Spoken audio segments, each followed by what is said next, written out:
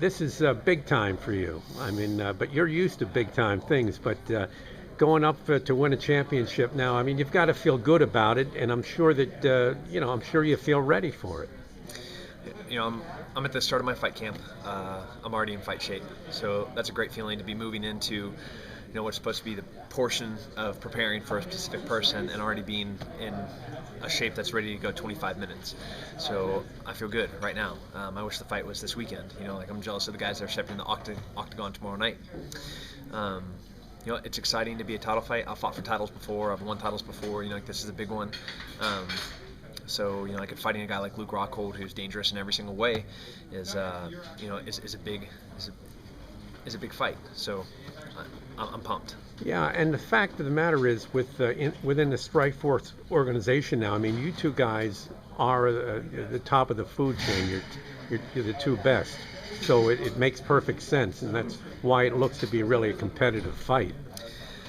Yeah, I think I've known how good Luke is for a really long time, and he's not somebody that I've ever looked past. He's somebody that I've known that I was going to fight, and I'm super excited that we get to fight under these circumstances.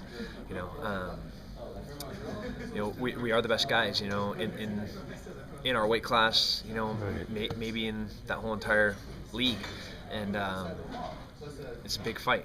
I'm gonna go out there and perform. And I know you're ready because you were kind of earlier today when the rest of the press corps was here. You were kind of disrespected, but we're talking about how good-looking Luke is, and he was going to do underwear commercials, and it kind of left you on the outside. Now, I'm not making any comment about you, but I can relate to guys like you. We're like the everyday guys, but you're a decent looking guy. You could be like an action hero. I mean, we don't all have to have those General Hospital looks, right? No, I would never want to be an underwear model.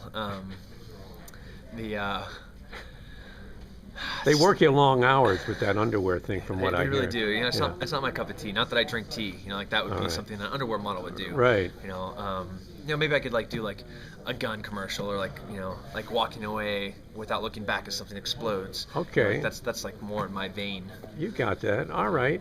Well, listen now, to turn the page just briefly here, but something very important. I mean, I know that you were serving in Afghanistan. You came home, and I heard a question earlier about trying to equate that to fighting in the octagon, which I saw as kind of ridiculous. I mean, and you answered the question correctly, because you're not going to die in the situation that you are, but you had a commitment, and you followed it out, and you stayed in the service. You went back over to Afghanistan until you finished your tour of duty. Is that not correct? Well, it's kind of correct. I'd actually finished my tour duty. Well, tell me it's correct, because I don't want to look bad on this. I'd finished my initial enlistment when Strikeforce had offered me a spot to continue fighting for them, and I turned down their offer and enlisted again to go back over to Afghanistan for another deployment. I see. Well, and now since we're a few days away from Memorial Day. Now, I know this isn't Veterans Day. Memorial Day is really for those who've given the ultimate sacrifice and passed away or were killed in action. How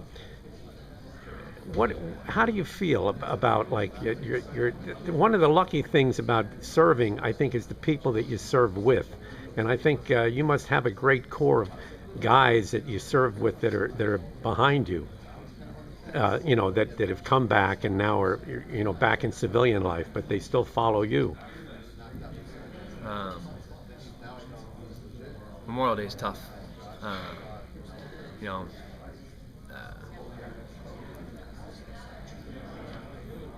The Green Berets, we fight, and when you're in the fight all the time, somebody dies, and it's us. We have a huge casualty to kill ratio. It's never discussed, but it's ridiculous. But the end of the matter is we still die. I have a lot of friends that aren't coming home ever, or came home in a box and are in Arlington. So Memorial Day is important to me.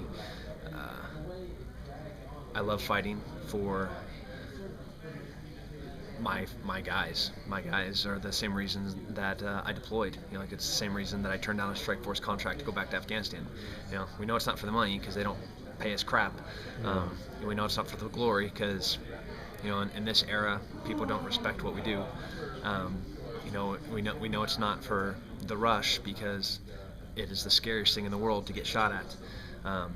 The only reason you do it is for the dude that's next to you, and that's why I did it, and that's why I fight now. It's for maybe to get this much more recognition for a group of people that are without a doubt the most exceptional human beings on the planet, and that's the people that have been fighting a war for 10 years. Well, we certainly owe you a debt of gratitude, and you and all your comrades, those who came back and those who didn't, but I'm sure you'll carry them into the ring with you or into the octagon. And we salute you and want to wish you all the best. You're a hard guy not to root for, so we're wishing you all the best. And thanks for being with us. Awesome. Thanks.